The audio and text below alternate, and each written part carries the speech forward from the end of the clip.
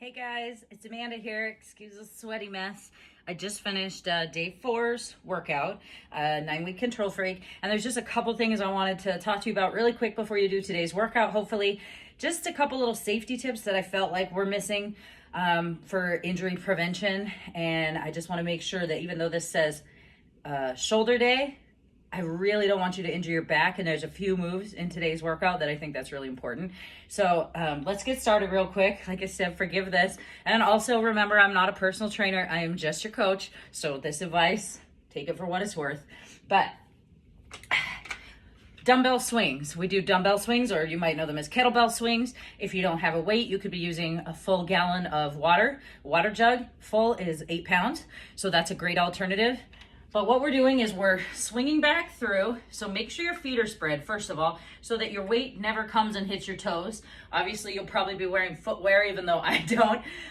Do as I say, not as I do, right? It doesn't matter to me, but when you swing through, you don't want to hit your toes. Now, you're squatting for this between three. You're not bending over like this.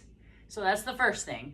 So you're going to squat and bring it through and then raise it up. When you come forward, your goal is to only go 180 degrees parallel to the ground, right? You don't want this, okay? So your goal is to go straight ahead and your neck is in alignment the whole time. And the other thing that she didn't mention that I think is really important is when you're coming up through with this kettlebell, you want to squeeze and activate your glutes. Sometimes people will lock their knees and push their hips forward like this when they're doing a regular squat. I don't want you to do that with this. I want you to really focus on activating your glutes. When you're down, you're activating your hamstrings. When you're up, you're activating your glutes. But don't hyperextend your back. I don't want this. I don't want any bend in the lower back, because that's a potential for injury. And if you can't do the move that way, then your weight's probably too heavy. Because remember, you're doing this, you have momentum working with you. So flex the booty, flex the hips, flex the hamstrings when you're down, but not this. Do you see the difference? And even smaller than that. I mean, it doesn't have to be that exaggerated. I just want you to be able to see. The other move that I think is these half moon raises. I noticed that the modifier, Kat, I really wanted to correct her form. I was waiting for Autumn to do it, but she's too busy talking. So you're going like this with your weights, raising up. Exhale as you do the work, always. So you're going. But what I saw her doing was this. She was doing a lot of this. Kind of the same thing we were just talking about. If you need the momentum of swinging your body to raise them, I would much prefer you put your weights down or grab a lighter pair and continue the movement without them. If your shoulders are beat and you have to do this, it's too heavy and you're gonna injure your back. Remember, we're doing multiple sets of this. For 12 straight minutes, we're doing these circuits.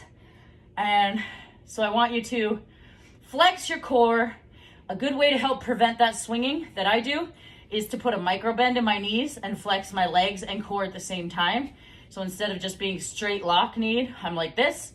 I call it kind of an active stance. I do it with bicep curls or any kind of, you can also do what's called a kickstand where one's back and one's forward. But either way, if you're active and you're doing these moves, you're not swinging your body and the work goes into the shoulders. If you're doing this, you're taking the work out of the move, the lats and the traps and everything you're doing this with, you're taking the work out of it.